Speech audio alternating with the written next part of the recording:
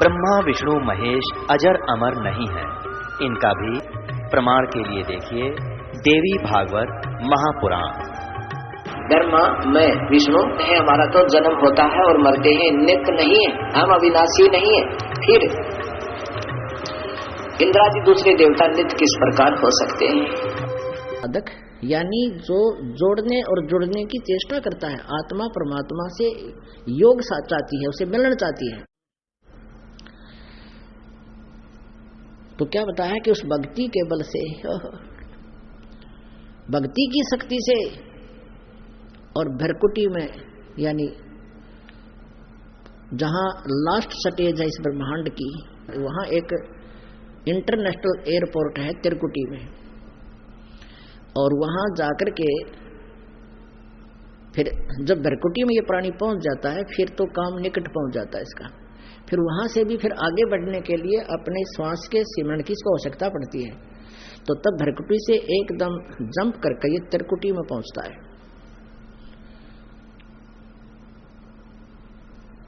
तो वहां जाकर के अकाउंट होता है, और वहां पर इस दास के रूप में परमेश्वर वो पूर्ण ब्रह्म आपको उपलब्ध होगा जब संसार छोड़ कर जाओगे, इस नाम का सिमरण करते हुए जाओगे।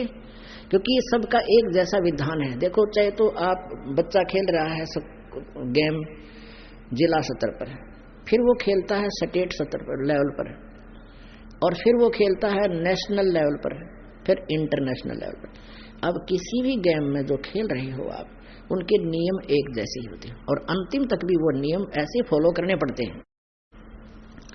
तो इसी प्रकार अब सभी महापुरुषों का है कि नाम जो जाप करना है, ये काम करते करते सिमरण करना है। चाहे आप ब्रह्म साधना करते हैं उसका भी ऐसे ही है, और चाहे सत्पुरुष की साधना करनी है परमात्मा की, वो भी मंत्र ऐसे ही है, उनका एक जैसा ही विधान होता है। तो यहाँ जो 3 मंत्र का जो जाप आपको बताया है, जब तिरकुटी पर हम पहुंच जाएंगे तो वहां इस दास के रूप में परमात्मा विद्यमान होंगे, और पुण्यात्मा आपकी जैसी श्रद्धा, जैसे यहाँ आपको बुला करके एक रिहर्सल कराई जाती है, आपको ये ज्ञान दिया जाता है, आपकी जितनी भी श्रद्धा इस दास के प्रति आज होगी या अंतिम समय में होगी, तो वही परमात्मा जब मुझ दास के रूप में उपलब्ध होगा उसमें होगी। अब इसीलिए कहा कि गुरु जी को आपने मनुष्य नहीं समझना चाहिए। ये दास है तो मनुष्य ही, एक सिंपल जीव है, लेकिन आपके लिए कंपलसरी हो गया इसको एज ए गॉड मानकर रिहर्सल करनी है आपने। जैसे एक गणित के अंदर ऋण लोन का एक सवाल आता है, प्रश्न आता है, उसमें मूलधन ज्ञात करना होता है। तो मूलधन तो करोड़ों अरबों रुपए का होता है, लेकिन उस मूलधन को पाने के लिए सपोज करना पड़ता है, मान लिए मूलधन 100 रुपये, वो 100 रुपये मूलधन नहीं होता। मूलधन तो अरबों खरबों में है, लेकिन मानना पड़ेगा, उसके बिना वो प्रॉब्लम सोल्व नहीं हो सकती, वो प्रश्न हल नहीं हो सकता। इसलिए ये दास को आपने मानना पड़ेगा गुरु इज गॉड। ये 100 रुपये मानकर फिर वो अरबों खरबों वाला धन यानी पूर्ण परमात्मा रूपी मूल धन आपको मिलेगा ना, कतई नहीं मिलेगा। तो आप जब त्रिकुटी में होगे, यहां जैसी आपकी श्रद्धा इस दास के प्रति है, बार बार सारे सत्संगों का निष्कर्ष यही निकाला जाता है, परमात्मा भी स्वयं बताते हैं, गुरु मानुष कर जानते ते नर कहीं अंध है, और महादुखी संसार में आ गई हम के फंद। अब परमात्मा स्वयं आए थे 600 वर्ष पहले, और उन्होंने एक जन साधारण गरीब व्यक्ति की तरह लीला की थी। कपड़ा बुनना भाई, गरीब कति टोटे आड़ा क्या करें, दारिद्र इस तरह दिखा करते। और हमारी वृत्ति है, हम उनको ज्यादा पसंद करते हैं जिसके पास अच्छे घोड़े गाड़ी हो और बढ़िया कार हो, या राजा रुजा, जैसे रामकृष्ण थे। ये तो आप भगवान मान ले न, क्योंकि राजा का घर जन्म था, बकवाद करो न गढ़ दे, को बोलनिया टोकनिया नहीं ठाडेगा, उसको तो आप तो राम मान ले आदमी। और राम तो इसको मानना था जो गरीब सा आदमी और सारे ज्ञान से युक्त, और सारे समाधान जो भी उनके शरण को सुख दिए जो भगवान दिया करते। लेकिन हमारी बुद्धि भ्रमित थी, तो हमने भगवान ना माना उस परमेश्वर को, इसलिए हम आज तक भटक रहे हैं। तो इसलिए परमेश्वर ने ये अक्षर ज्ञान आपको देना पड़ा है, न इस अक्षर ज्ञान की कति जरूरत नहीं, इसने तो बेईमान बना दिया हम। कति निर्लज बना दिए, शर्म रही नहीं, दया रही नहीं, माया माया जोड़ने की आग लगा दी। लेकिन इससे हमने एक विशेष लाभ होगा, ये तत्व ज्ञान और भगवान पहचान में आ जाएगा। और जब ये तत्व ज्ञान और भगवान पहचान में आ गया, इस विषय नाम खावाएं को नहीं, आप पे छूट जाएगा। फिर इससे हम पीछे हटेंगे। जो माया की दौड़ आज लगी हुई है बिल्कुल नहीं आपको अच्छी नहीं लगेगी, बल्कि मूर्ख दिखेंगे जो सारा जन्म खोने लग रहे और फिर 1 मिनट में छोड़ के चले जा। जैसे पीछे आप उदाहरण देख लो, और पिछले तो निरे बता रखे हैं, अब तुरंत के बहुत से देख लो। एक हिसार का डॉक्टर था और बहुत सुप्रसिद्ध, पता नहीं रोजाना की उसकी हजारों की इनकम थी। अपनी पत्नी पुत्र और स्वयं जा रहे थे किसी गाड़ी में, लड़के का एडमिशन कराने जाने थे, रास्ते में तीनों मर गए एक्सीडेंट में। अब बताओ धरने के चाटले। एक भगत बता रहा था, जो बोला जी एक डॉक्टर मेरी जान पहचान का है, अच्छा मित्र है, मुझे ये ज्ञान समझ में आ गया। मैंने उससे समझाने की चेष्टा की, वो सुनता भी कोई ना। ने बोला तू ये बात करे ना मेरा उल्टी पड़न हो जाए, तो कौन से युग में और कौन सी बुद्धि का आदमी, कहाँ भगवान आज के। अर्जुन क्या करता हूँ, डॉक्टर कहता था कि मेरे पास इतना पैसा है, मुझे अपने बैंक बैलेंसों का पता नहीं कौन से में कितना है, और कोई संतान ही नहीं संतान था। और आर्ट स्पेशलिस्ट था, आर्ट का स्पेशलिस्ट था। अब आर्ट तो इस आइटम है, अभी कोई भी नो कह तेरा ये तकलीफ है, जो कह डॉक्टर जी कितने 5,000 रुपये लगेंगे, अगले लो जब दे बेचारे, क्योंकि जीवन चाहिए। वो बता रहा था वक्त के उसके हाथ में टेबलेट थी, आर्ट का मरीज हो गया, आर्ट स्पेशलिस्ट आर्ट का मरीज। अच्छा उसने कहता गोली हाथ में ले रखी और फांक नहीं सका, नो का नो रह गया। जब पता चला हम भी गए, सारी कहानी का पता लगा क्योंकि मित्र था। तो जब पता चला कि वो आर्ट स्पेशलिस्ट हार्ट अटैक से मरा और गोली हाथ में, खा नहीं सका, चाट ले इसने उस दन नहीं भी। अब किधर गधा बनेगा, खच्चर बनेगा, मारेंगे लठ जिसने लूट रखा और मुंह बाबा का देगा सबके। तो ये ज्ञान होगा आपने। अब जैसे पीछे एक पोलैंड देश का पूरा मंत्रिमंडल, उसमें 95 मंत्री थे और मुख्य प्रधानमंत्री था, एयर क्रैश में खत्म हो गए, सारा एक का विनाश करते हो गया। अब उनकी पता नहीं क्या उम्मीदें थी। इस आंध्र प्रदेश का एक मुख्यमंत्री 3 दिन में लाश पाई थी, पता नहीं क्या सालाएं बैठा था वो। अब मुख्यमंत्री की दशा होना संभाविक है, हमारे जैसा टुटपुट जाए, पता नहीं क्या बहुत बनाए बैठे है सब सारा दिन, और सांझ का पता नहीं 1 सेकंड का क्या हो जाए जीव के संग में। एक अरुणाचल का मुख्यमंत्री 7 दिन में लाश पाई थी, कोई फर्स्ट एड करने नहीं पाया। ऐसे बहुत से प्रमाण है पुण्यात्मा। अगर इस मन पापी को रोकने के लिए इस ज्ञान से, फिर अपने आप ये उल्टा हटेगा और भक्ति का नहीं जुड़ेगा इन दृष्टांतों को समझ और देखकर। तो उस परमेश्वर ने हमें ये जहर भी देना पड़ा, क्योंकि शिक्षा देनी पड़ी, न इसकी आवश्यकता ही नहीं थी। इस भगवान और तत्व ज्ञान को समझने और समझाने के लिए, हमें कॉन्फिडेंस कराने के लिए कि हम आज तक भ्रमित थे और यही ज्ञान है, यही भगवान है, ये प्रमाण है सभी सदग्रंथों में। इसलिए सदग्रंथों को भी जीवित रखा परमात्मा ने। तो प्रश्न चल रहा है कि जब त्रिकुटी पर हम पहुंचेंगे तो उस समय आप जी को परमात्मा, आप जो शरीर छोड़कर जाओगे, आपने अंतिम सांस तक ये साधना करनी है। इस भ्रम में ना रहो, कुछ दिखा को ना भगवान कहाँ है, यानी जो प्रमाण आपको दिए जाते हैं और जो विधि बताई गई है उसका फॉलो करते रहो, सब होगा।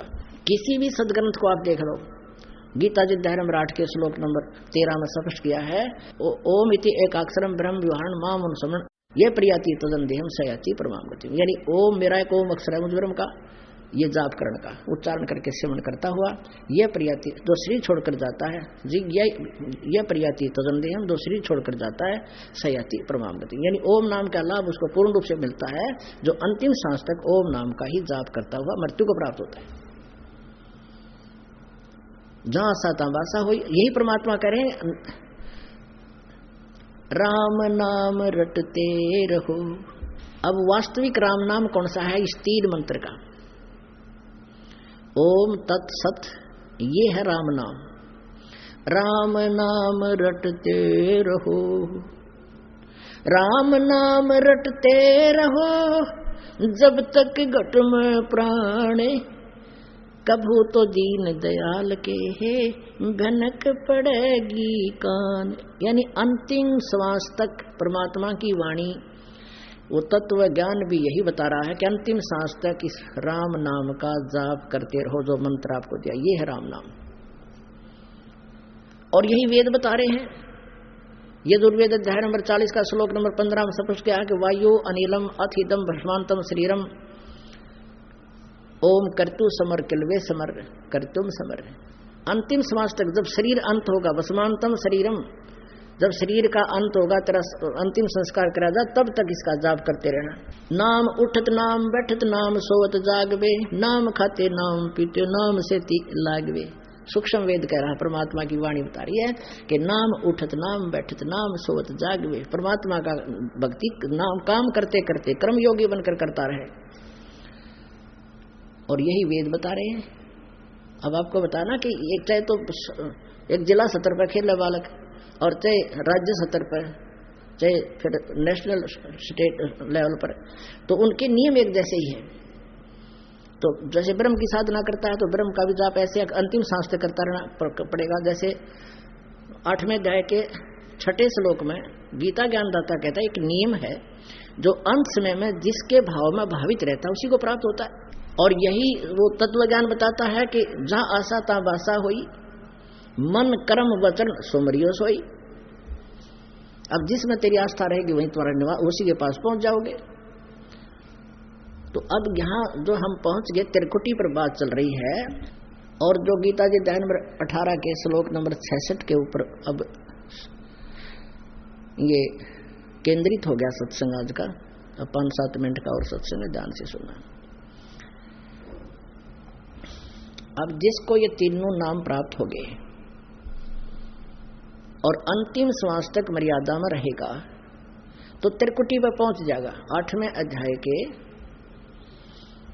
8, 9, 10 में ये स्पष्ट किया है कि जो उस परमात्मा की भक्ति करता है वो भक्ति की शक्ति से त्रिकुटी में प्राणों को अच्छी प्रकार स्थापित करके उस परमेश्वर के पास पहुंच जाता है। प्राण माने श्वास।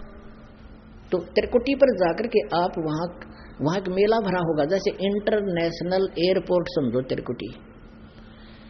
और ये नकली पंथाड़े, राधा स्वामी, धन सतगुरु वाले, ये बाद योगेश्वर वाले, काम तो सीधे त्रिकुटी में धान लगा, इन्हें कह खेगा बिना मेरा त्रिकुटी। और अब देखो, त्रिकुटी इज ए नेशनल एयरपोर्ट। त्रिकुटी वो स्थान है जहां जाने से पहले बहुत सी फॉर्मेलिटियां उसने पूरी करनी पड़ती हैं। अपना एक वीजा बनवाना पड़ता है, पासपोर्ट बनवाना पड़ता है, नो ड्यू सर्टिफिकेट लेना पड़ता है, फिर इसका पैसा भी चाहिए ताकि वहां से किराया भी हो। वो व्यक्ति एयरपोर्ट पर जाता है और वहां से फिर कौन से जहाज कहाँ का टारगेट लेकर गया, फिर उसी की टिकट लेकर जाती वो। और ये जाप बताओ 5 काल के, और बात बनाओ त्रिकुटी, तो सीधे असी त्रिकुटी बचाते हैं। त्रिकुटी कोई बरवाड़ा का बस स्टैंड है, कोई पैदल चला जाए, कोई रिक्शा में बैठ कर पहुंच जाओगे, ऐसे चले जाओगे त्रिकुटी पे। उससे जाने के पहले तो पूर्ण परम संत चाहिए जो पासपोर्ट बनावेगा, और फिर भक्ति का धन चाहिए ढेर सारा, वो भक्ति के बल से फिर चलेंगे आगे को। इन 3 नाम के मंत्र की जाप किया हुआ प्राणी त्रिकुटी पर पहुंचेगा। वहां क्या होगा, एक जैसे मेला भरा होता है सत्संग, तो वहां वो काल भी अपना जाल डालेगा। जैसे कोई राधा स्वामी पंथ का है, तो राधा स्वामी वाले पंथ जो वर्तमान में उसका गुरु है ना, उसका रूप बनाकर काल वहां सत्संग कर होगा। और जो धन सतगुरु वालों का वर्तमान में गुरु है, और जो अब कोई मृत्यु को प्राप्त हो गया, तो वो भी वहां इसका रूप धारण करके वहां काल अन्य रूप में वहां सत्संग कर होगा। और वहां दयाल भी होगा इस दास के रूप में। फिर आप देखोगे ये कौन है, तरह दस्वामी वालों का मंच है, जो कहे छोड़ ये तो है, ये तो भ्रमित लोग हैं सारे। फिर आगे चलोगे आप, फिर देखोगे ये धन सतगुरु वाला रहे तो जमा करती भक्तिहीन, इनका ज्ञान कोई नहीं इनके पास। फिर चलोगे आगे तो घूमते घूमते फिर देखें गुरु जी वो बैठे अपना तो वो रह रहा सत्संग, आ जाओ, उन्हें भी कहेंगे आ जाओ सत्संग सुनना, तुम आ जाओ, तो आप सीधे वहां आ जाओगे। और फिर जैसे आपकी कैसी आस्था होनी चाहिए, जैसी आज आपकी श्रद्धा इस दास के प्रति है, वहां ऐसी ही होगी। एक स्वप्न हो, जैसे स्वप्न में होता है ना, स्वप्न में जैसा आप दिन में क्रिया करती हो तो स्वप्न में भी नहीं बोलोगे। फिर जैसे कोई रेडी पर केले बेचता है और वो सारा दिन करा दे 10 के दर्जन 10 के दर्जन 10 के उल्टे सुलटे बोलने जाएगा, और रात में भी नहीं बोल जाएगा, कई बार बैंड ले ले 10 के दर्जन 10 के दर्जन। तो जैसा अभ्यास उसने दिन में किया हुआ है, रात को वही स्वप्न में उसको वो दृष्टिगोचर होता है। तो ऐसा आपने जो यहाँ अभ्यास कर रखा है, गुरु जी के प्रति कितना आपका आकर्षण है, कितना उसमें श्रद्धा है, या आप दोष ही देखते रहते हो, तो वहां भी ऐसे ही देखोगे तो वहां रिजेक्ट कर दिए जाओगे। आपको वहां तो एक सेकंड भी ना लगा, आपको उल्टा यहीं पड़े पाओगे। फिर फिर वहां परमात्मा सत्संग सुनाकर आपको कहेगा भी आओ इधर चलते हैं। अब जैसी आपकी श्रद्धा होगी गुरु जी के साथ चलोगे। फिर कहाँ जाएंगे? धर्मराज के दरबार में ले जाओगा आपको। उस न्यायाधीश है यहाँ का के भाई ले अपना हमारा अकाउंट क्लियर कर, यहाँ से हम चाह रहे हैं अपने लोग को। तो वहां ओम नाम के का जो जाप आपने 3 मंत्र में कर रखे, ओम तत् सत, ये 3 मंत्र का जाप है। ओम और तत् ये सांकेतिक है, ये दास बताएगा। ये दोनों मिलकर 2 अक्षर का सतनाम बन जाता है, 2 अक्षर का ये सतनाम बनता है इसमें। और तीसरा और मिलकर ये सार नाम बन जाता है। उस परम अक्षर ब्रह्म का मंत्र है तीसरा। ओम ब्रह्म का, सरब्रह्म का सरपुरुष कहो, और तत् ये सांकेतिक अक्षर पुरुष या अक्षर ब्रह्म कहो, जो तना रूप भगवान है संसार रूपी पेड़ का। और परम अक्षर ब्रह्म वो परम अक्षर पुरुष कहो, वो मूल भगवान। यह सत मंत्र उसका है। अब तीनों को मिलकर एक ही साथ जाप करना है। फिर सतनाम अलग नहीं रहता। जब तीनों मंत्र मिल जाते हैं तो वो 3 मंत्र का इकट्ठा ही एक मंत्र बन जाता है। तो यहाँ जो ओम मंत्र की कमाई है या ब्रह्म की है। और हम क्या करते थे? इस ब्रह्म के मंत्र के जाप का जो धन था, हम ब्रह्म लोक में जाते थे और वहाँ एक बहुत बड़ा रेस्टोरेंट, बहुत बड़ी कमाई अपनी खर्च होती थी। वहाँ नाचने गाने सब फंड और टिकट लग गए पूरी। वहाँ रहने का एक श्वास का खर्चा आपके ही पुण्य से प्राप्त होता है। आपके पुण्य और आपकी भक्ति खत्म होती है, वहाँ आपको सुख प्राप्त होते हैं। तो हम क्या करते रहे अज्ञानतावश से, उस पुण्य को, उस मंत्र के जाप को वहाँ स्वर्ग, महास्वर्ग में, ब्रह्मलोक में वहां बर्बाद कराते। अपने पुण्यों को अक्षीण करके फिर 84 लाख योनियों में गधे कुत्ते बनते। क्योंकि यहाँ का विधान है पुण्य और पाप दोनों भोगने पड़ेंगे। अब पुण्य तो स्वर्ग में और पाप नरक में, और शेष बचे वे पाप 84 लाख योनियों में फिर भोगने। हम ऐसे करते रहे। अब हम क्या करेंगे? परमात्मा के ज्ञान से हम परिचित हो गए। हम इस ओम नाम का कोई बेनिफिट इस ब्रह्म से नहीं लेंगे। ये खुद भी कहता है कि सर्व धर्मान परितज माम, धर्मान माने सभी धार्मिक पूजाएं मेरे सतर की, मुझ में परितज छोड़ दे। एकम शरणम व्रज, फिर तू उसकी शरण में जा सकता है। फिर मैं तुझे सब पापों से मुक्त कर दूंगा। यानी जब हम इसका हिसाब दे देंगे तो ये कुत्ते के देशूर हमने बढ़ावा नहीं कहा, क्योंकि हमने इसका अकाउंट दे दिया, पुण्य दे दिए, जिसके बदले में हम उसको पूंजी खर्च करवा के हमें ये दंड देता था। और परमात्मा ये 3 मंत्र जो प्राप्त हो जाते हैं तो हमारे संचित कर्म और प्रारब्ध के पाप कर्म, संचित पाप कर्म, प्रारब्ध के पाप कर्म नाश हो जाते हैं। और इस काल का जो ऋण हमारे ऊपर है, क्योंकि इस काल भगवान ने, ब्रह्म ने तपस्या करके ये राज प्राप्त किया हुआ है पृथ्वी, ये किस ब्रह्मांड, ये इसके अपने हैं। और हम आगे गलती से लटक के इसके साथ में, इसने फिर हमारा ये एक सांस की भी पूंजी रख दी कि ये तुम्हारा टैक्स है, दो मेरा, नहीं तो गधे कुत्ते सूर बनो। अब ये पृथ्वी बहुत स्पीड से घूम रही है, वायुयान भी नहीं चल सकेगा शायद। 1 घंटे में पता नहीं 40,000 कितना बताऊं, 45,000 किलोमीटर मील प्रति घंटा से ऐसे भाग रही है विमान की तरह, और ऐसे भी घूम रही है। तो एक विमान में ये दास गया था एक बार दिल्ली से पूना, तो उस समय 7,500 रुपये लगभग एक साइड के लगे थे। उसमें खाना भी अंदर ही, चाय पानी भी अंदर, और 7,500 रुपये एक तरफ के लगे थे। एक भक्त ने बुलाया था, उसने सारी व्यवस्था की थी। और पुण्यात्मा हमने तो इस विमान में बैठा न करा कितने युग हो गए, इसका 1-1 सेकंड का खर्चा वो ऋण हमारे ऊपर लिख दिया जाता है कि ये कहे मेरे विमान में बैठे हो तुम, और इसका ये चार्ज है। तो ये सिमरन की जो विधि आपको बताई गई है ये बहुत कीमती है। सतनाम पालड़े रंग होरी हो, 14 लोक चौड़ाव राम रंग होरी हो, 3 लोक पासंग धरे रंग होरी हो, तो ना तुले तुलाया राम रंग होरी हो। हम इतने कर्जवान हो गए हैं और इतने ही शीघ्र हम धनवान बनेंगे इस भक्ति धन के। ये ऐसा मंत्र है। एक सतनाम का श्वास एक बार तूने पूरी क्रिया से, सही भाव से, सच्ची लगन से लिया तो उस मंत्र की इतनी कीमत बन जाएगी कि 14 लोक भी एक पालड़े के तुला के एक पालड़े में धर दे और एक तरफ रख दे।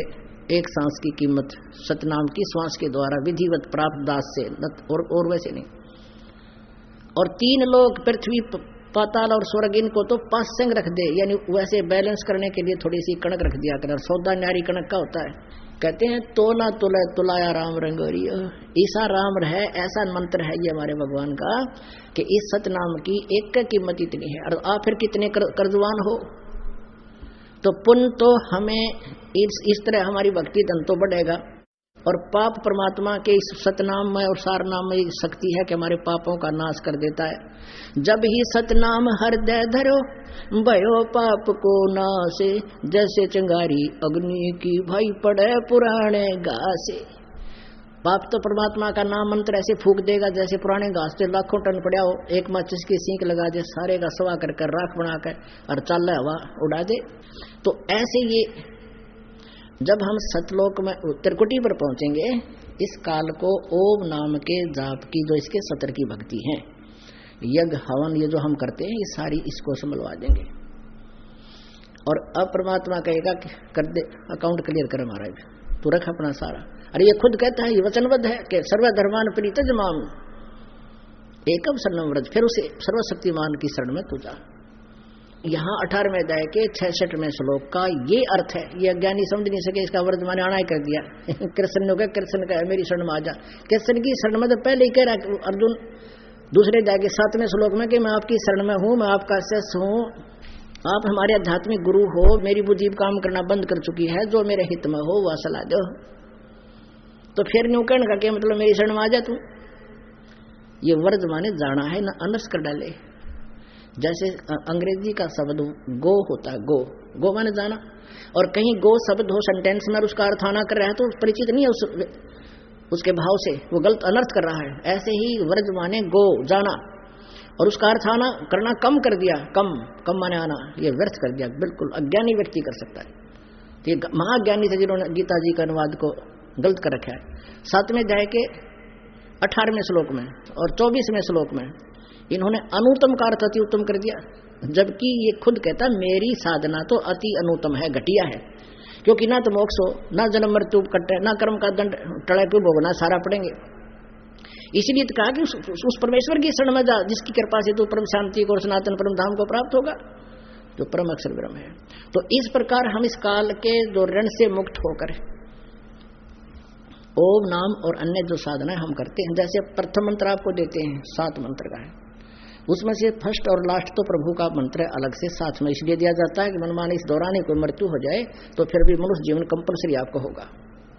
और बीच के जो 5 मंत्र हैं, इनमें सब कमलों में बैठे ये ब्रह्मा जी, विष्णु जी, गणेश जी, इनके मंत्र हैं। इनसे ऋणमुक्त होना हमने यहाँ से, तब हम त्रिकुटी पा पाएंगे। यहाँ है त्रिकुटी, यहाँ नहीं है, पीछे से आकर यहाँ आके त्रिकुटी है। यहाँ तो वैसे संकेत किया जाता है कि इसके बैक में यहाँ पर है, तो तब हम त्रिकुटी पहुंच सकेंगे जब नीचे से फ्री हो लेंगे, सब ऋण मुक्त हो जाएंगे। तो प्रथम मंत्र आपको यहाँ से क्लियर कराएगा, और फिर सतनाम का जो प्रथम मंत्र है ओम, ये आपको काल से छुटकारा दिलाएगा।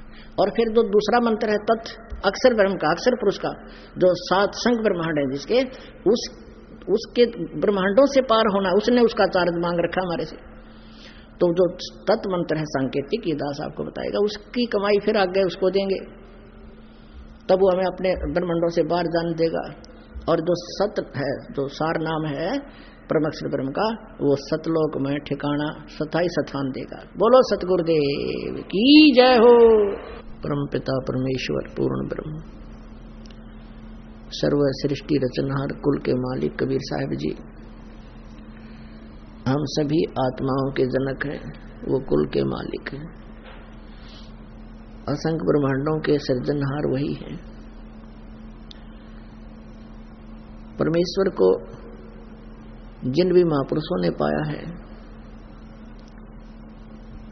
उन्होंने परमात्मा कबीर देव जी को ही प्रभु बताया है और उनकी पूरी स्थिति से हमें परिचित कराया है। जिन महापुरुषों ने परमात्मा मिला, उन्होंने अपने अमृत वाणी में उस परमेश्वर कबीर जी की, कबीर देव जी की महिमा बताई है, सुनाई है, और वही महिमा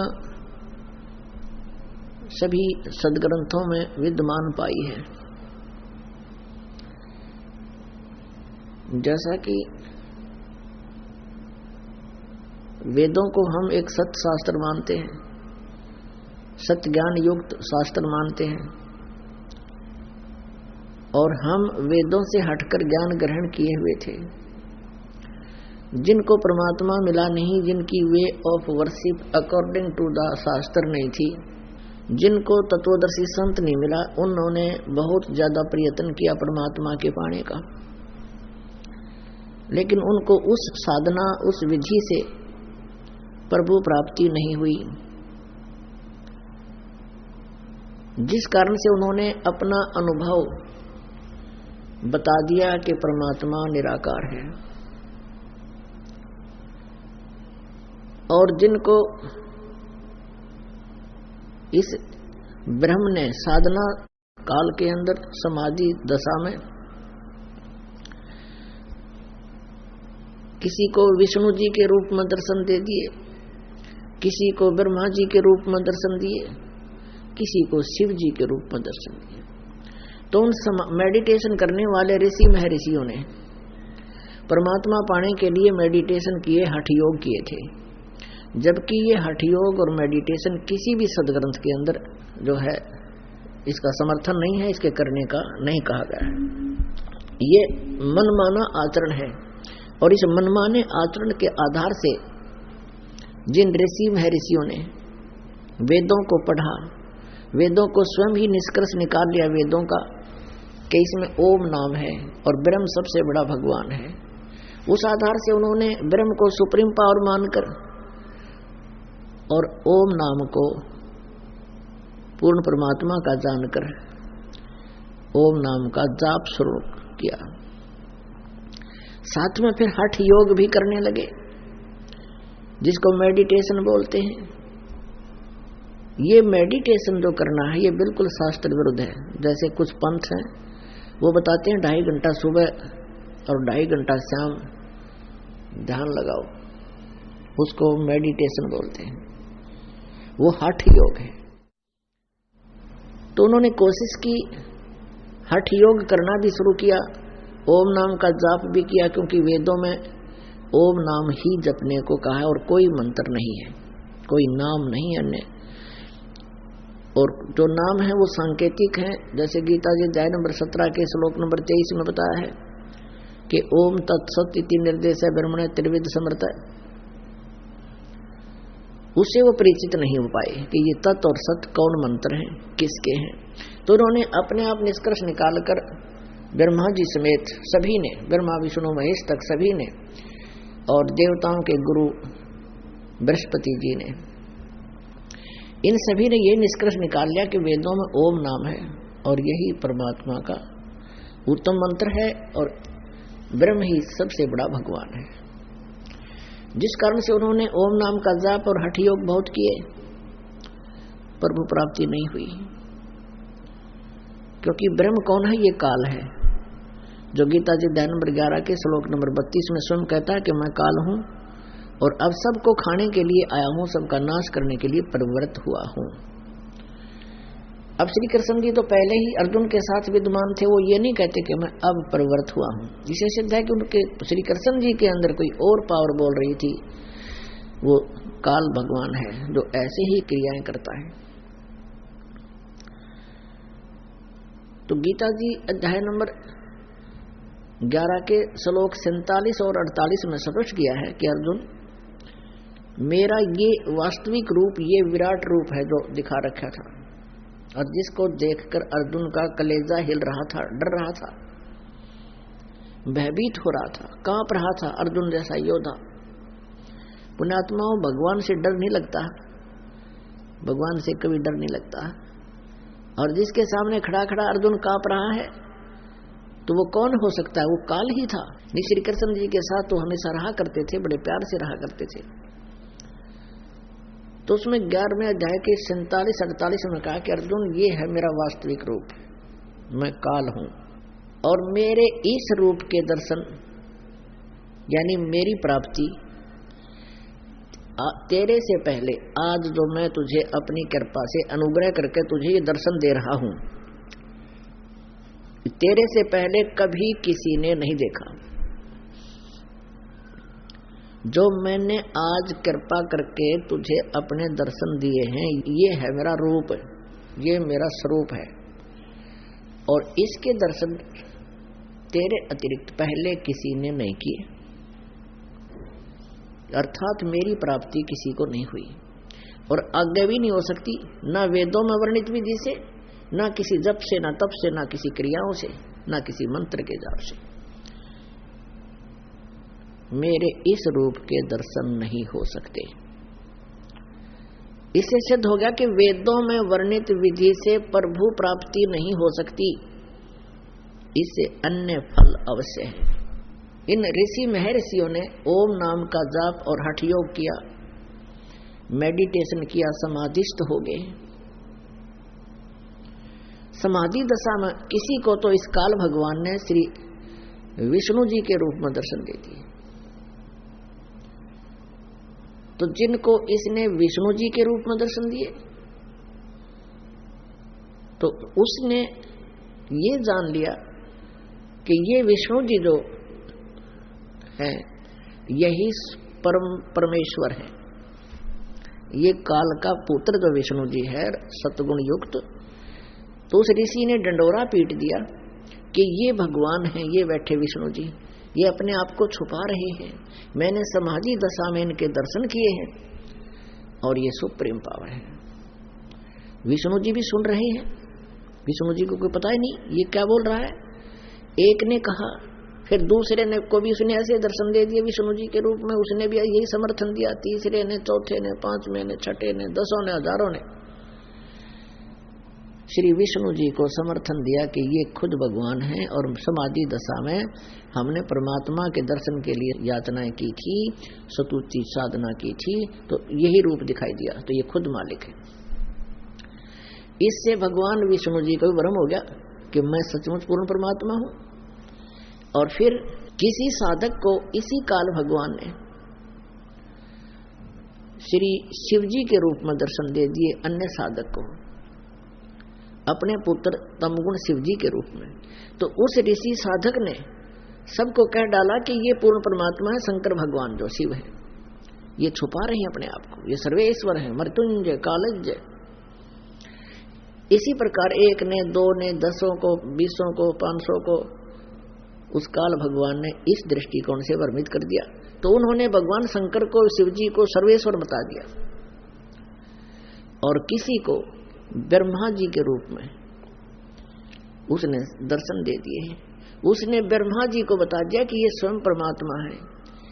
फिर आखिर में उन्होंने निष्कर्ष कर दिया आपस में, कोई कहता विष्णु जी ही 3 रूप बनाते हैं, सतीथि, उत्पत्ति और संहार ये खुद ही करते हैं, 3 रूप बना लेते। इस तरह का जो भ्रमित ज्ञान है ये इनका स्वयं कलेक्टेड है, स्वयं संग्रह किया हुआ है, ये वास्तविक ज्ञान नहीं है। और इसी भ्रम के कारण एक दिन ब्रह्मा जी विष्णु जी के लोक में चले गए। विष्णु जी से सैया पर लेटे हुए थे, लक्ष्मी जी उनकी सेवा कर रही थी और भी बहुत से वहां के अनुचर खड़े थे विष्णु जी के। भगवान ब्रह्मा जी वहां पहुंच गए, ये रजगुण ब्रह्मा। अब ब्रह्मा जी ने कहा कि ए विष्णु, ए बेटा विष्णु, देख मैं तेरा बाप आया हूं, तेरा उत्पत्ति करता आया हूं। अब ब्रह्मा जी को उन ऋषियों ने प्रजापिता बता दिया कि सबकी उत्पत्ति करता है ये। उधर से विष्णु जी को बताया कि आपकी नाभि कमल से ही ब्रह्मा की उत्पत्ति हुई है। तो विष्णु जी कहने लगे कि मैं सर्वेश्वर हूं, मैं सबका मालिक हूं, तेरी उत्पत्ति मेरी नाभि कमल से हुई है, तू मेरा पुत्र है। अब ब्रह्मा जी कहता विष्णु जी को कि मैं तेरा बाप हूं, सारे ब्रह्मांडों का उत्पत्ति करता मैं ही हूं, सब जीवों की उत्पत्ति करता मैं ही हूं। विष्णु जी कहते मैं तेरा बाप हूं, मैं तेरा जनक हूं। और इस बात पर उनकी आपस में कवासुनी शुरू हुई, फिर झगड़ा हो गया, युद्ध हो गया। तो ये काल भगवान क्या करता है, इन दोनों के युद्ध को समाप्त करने के लिए इनके बीच में एक स्तंभ खड़ा कर देता है। स्तंभ, एक लिंग खड़ा कर देता है, बहुत तेजों में, बहुत लंबा खंबा। अब इन्होंने एकदम उनके बीच में एक आश्चर्यजनक घटना घटी तो दोनों झगड़ा बंद कर गए, युद्ध बंद कर दिया और उसकी खोज करने लगे ये क्या है, ऊपर तो कितना लंबा है, नीचे कितना बड़ा हुआ है।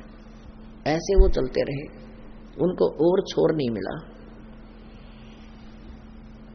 ब्रह्मा ने झूठ बोल दी, ब्रह्मा जी ने, कि मैंने इसका एंड देख लिया। इस बात से क्षुब्ध होकर के ये काल भगवान अपने पुत्र शिव का रूप धारण करके उनके पास प्रकट हो गया और ब्रह्मा को कहा कि तूने झूठ बोला है। उसकी गर्दन काट दी, 5 मुख थे, 4 रह गए। फिर उन दोनों को कहा कि तुम अपने आप को भगवान मान बैठे, तुम भगवान नहीं हो, तुम ईश नहीं। पुण्यात्माओं, आज तक ये आध्यात्मिक ज्ञान रूपी गुत्थी इतनी जटिल उलझी हुई थी, इसका कहीं सिर पैर नजर नहीं आया था। न इन ऋषि महर्षियों को कोई ज्ञान था, ये सब भ्रमित थे, इनको वेद ज्ञान भी नहीं था। इसलिए अपने मनमुखी साधनाएं करने लगे और मनमुखी इन्होंने अपने अनुभव की पुस्तकें बना दी, जिनको उपनिषद कहने लगे। और उन उपनिषदों का आपस में किसी का तालमेल नहीं है, कोई कुछ बता रहा है, कोई कुछ बता रहा है, कोई कुछ बता रहा है, न ही उनका वेदों से कहीं लिंक है। अब ये क्या बताते रहे अभी तक कि परमात्मा निराकार है, फिर ये क्या बताते हैं, दूसरा उपनिषद कहता है कि परमात्मा साकार है। साकार की वो परिभाषा बताते हैं कि जो भी ये सब संसार दिखाई देता है, ये पृथ्वी, सितारे, चांद, ग्रह, पर्वत, ये सब भगवान का साकार रूप है। ये कोई बात हुई? ये तो परमात्मा की रचना है, उसका रूप कैसे है, उसके द्वारा बनाई गई सृष्टि है। और निराकार बनाएगा कैसे? निराकार एक कारीगर या कोई कुम्हार, निराकार एक कुलिया बना के दिखा दो, मटका तो बहुत बड़ी चीज है। तो ये सब भ्रमित है, जिस कारण से इन्होंने आध्यात्मिक ज्ञान का नाश कर रखा था। परमात्मा कहते हैं कबीर जी कि 9 मन सूत उलझिया, ऋषि रहे झकमार, सतगुरु ऐसा सुलझा दे, ये उड़ जाए ना दूजी बार। परमेश्वर कबीर देव जी इस 9 मन सूत को सुलझा कर गए थे। उस परमेश्वर के द्वारा सुलझाए हुए सूत को किसी ने स्वीकार नहीं किया और इन अज्ञानियों की सारी बातों को मान लिया। किसी ने कहीं मंदिर बना दिया कि इसमें भगवान है, इसे पूजा करने से लाभ है, वहां शुरू कर दिया। किसी ने श्राद्ध की, कहीं श्राद्ध करने शुरू कर दिए। किसी ने कहीं और बता दिया कि उस जाटी का धागा बांध दे, उससे लाभ हो जाए, वहां भी जाने लगे। लेकिन परमात्मा कबीर है ये मानने को तैयार कभी नहीं हो सकते, नहीं हो सके। लेकिन अब होंगे, क्योंकि हम प्रमाणों को देखकर मानेंगे और हमारा फिर कल्याण होगा। अब यहाँ आपको थोड़ा सा प्रमाण देते हैं कि जिन भगवानों को हम सर्वेश्वर कहा करते थे, परमात्मा कहा करते थे और सर्व दुख नाशक कहा करते थे, ब्रह्मा, विष्णु और शिव को, ब्रह्मा जी, विष्णु जी और शिव जी ये एक ही सतर के भगवान हैं, प्रभु हैं, स्वामी हैं, लेकिन ये वास्तव में ईश नहीं है, भगवान नहीं है। लेकिन इनकी जो परंपरागत अब तक चलती आ रही है, इसलिए इनको भगवान कहना पड़ रहा है। अब ये कितने सतर के भगवान हैं यानी स्वामी हैं, ये आपको बताएंगे। अब परमात्मा कबीर जी 600 वर्ष पहले कहा करते थे, गुण तीनों की भक्ति में ये भूल पड़ो संसार, कहें कबीर निज नाम बिना तुम कैसे उतरो पार। 3 देव की जो करते भक्ति, उनकी कभू ना होए मुक्ति। इन तीनों देवताओं की, रजगुण ब्रह्मा जी, सतगुण विष्णु जी, तमगुण शिव जी की जो भक्ति करते हैं, उनका कभी मोक्ष नहीं हो सकता, क्योंकि ये अब दिखाते हैं आपको कि ये परमात्मा नहीं है और हम इनको सुप्रीम पावर मान रहे थे। आपको दिखाते हैं शिव पुराण। पुण्यात्मा, अभी तक परमात्मा की महिमा आप जहां भी जाते हो सुनते रहे हो। परमात्मा ये करता है, परमात्मा ये करता है, भगवान की भक्ति करनी चाहिए, इससे ये लाभ होता है। लेकिन हम जिस भी संत या पंथ या सत्संग में जाते थे, प्रत्येक महापुरुष की बातें हमें अच्छी लगती थी। जो भी कहता था हमें लगता था कि सही बोल रहा है। दूसरे के पास जाते थे, वो भी लगता था कि ये बहुत अच्छा, बहुत बढ़िया बातें बता रहा है, बड़ा ज्ञानी पुरुष है। तीसरे के पास जाते थे, वो भी अच्छा लगता था, क्योंकि हमें स्वयं ज्ञान नहीं था, जिस कारण से इन्होंने हमें आज तक मूर्ख बनाए रखा। अब हमें ज्ञान हो गया, अब हम तुरंत दो भी बातें कोई बोलेगा, संत बनकर जो बोल रहा है, चर्चा करता है, सत्संग करता है, हम तुरंत बता देंगे ये कितना विद्वान है, तो हम उसको छोड़कर चल पड़ेंगे। इसके लिए सदग्रंथों का प्रमाण आपके समक्ष बार बार दिए जाते हैं कि आप जी इतने बुद्धिमान हो, आज कंप्यूटर बना लिए, सैटेलाइट बना ली, पता नहीं हेलीकॉप्टर बना लिए, जहाज बना लिए, परमाणु बम बना लिए। जो बनाना था वो छेड़ा भी को नहीं, उसको स्टार्ट नहीं कर रखा। जो इस मनुष्य शरीर से हमने कुछ बनाना था, तो इस विद्या का लाभ आज आपको यही मिलेगा कि शिक्षा का, कि आप परमात्मा को पहचान कर अपना कल्याण करा लोगे। अभी आपको दिखाते हैं शिव पुराण में कि ये काल भगवान कहता है ब्रह्मा और विष्णु जी को कि तुम ईश नहीं हो, तुमने गलती से अपने आप को भगवान मान लिया, कर्ता मान लिया, तुम कर्ता नहीं हो। ये देखिएगा संक्षिप्त शिव पुराण, सचित्र मोटा टाइप, केवल हिंदी। ये गीता प्रेस गुरुकुल से प्रकाशित है। संक्षिप्त शिव पुराण, इसके संपादक कौन है? हनुमान प्रसाद पोदार ओनली। ये गीता प्रेस गोरखपुर से मुद्रित है और प्रकाशित है।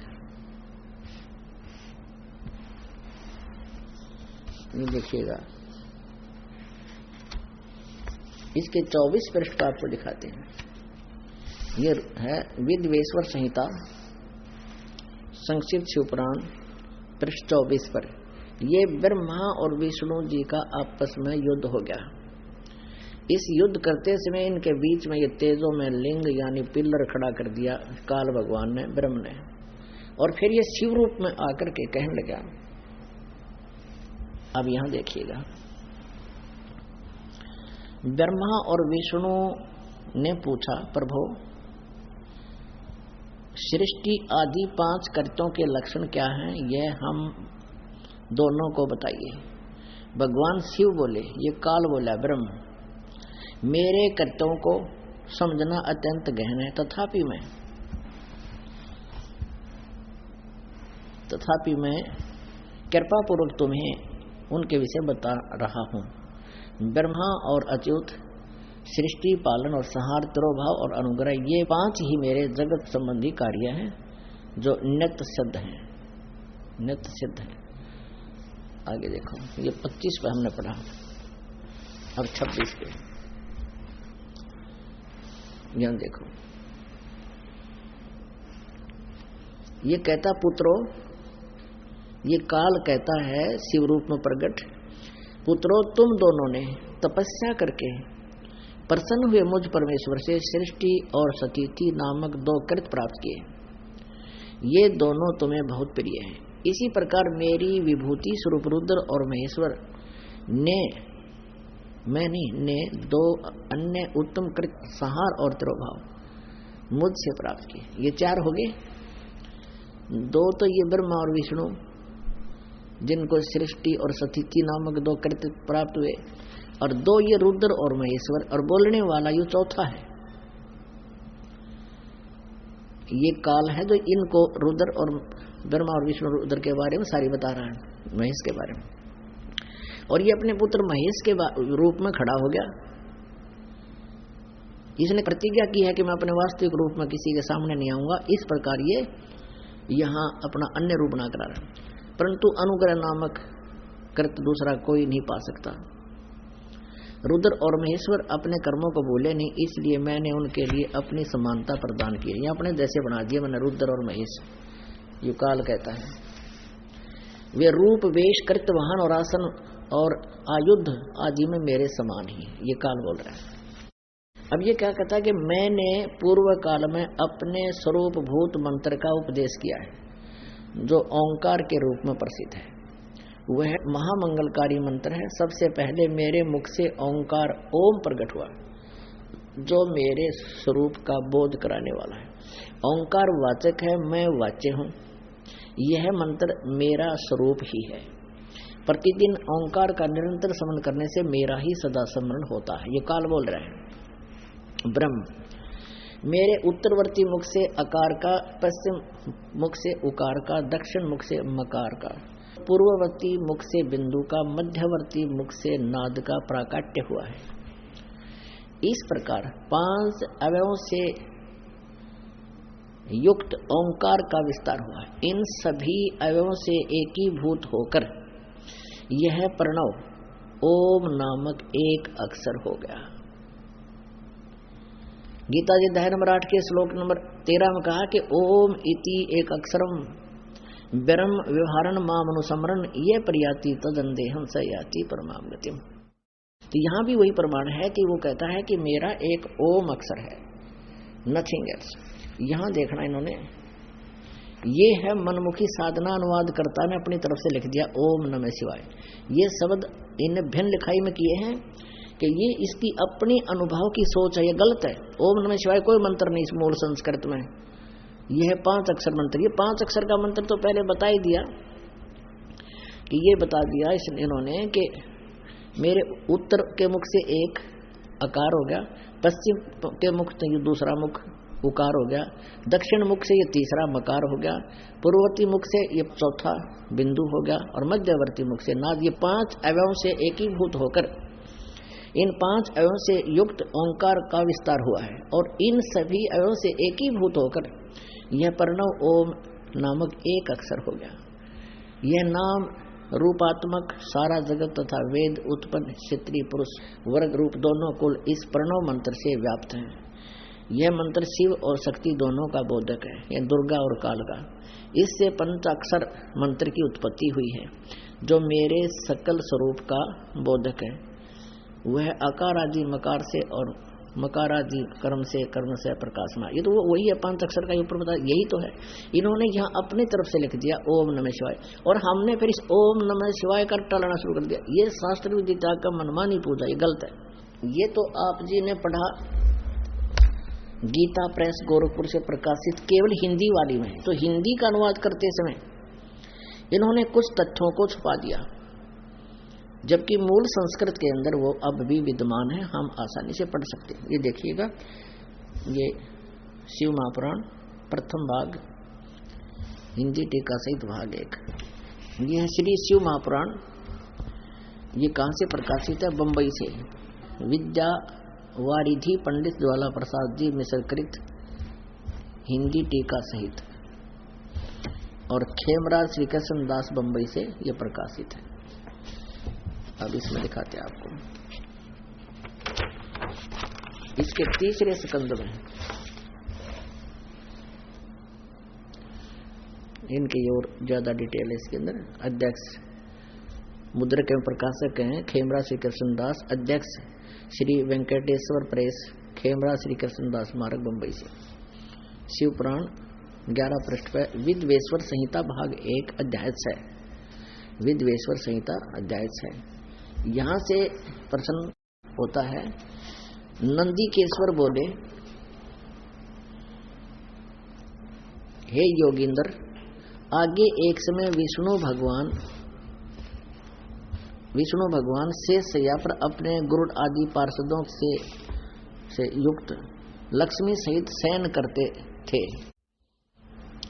उस समय देखियो, ब्रह्म ज्ञानियों में श्रेष्ठ ब्रह्मा जी अपनी इच्छा से वहां आए। सब प्रकार सुंदर सेज पर शयन करते हुए कमल लोचन विष्णु जी से पूछने लगे,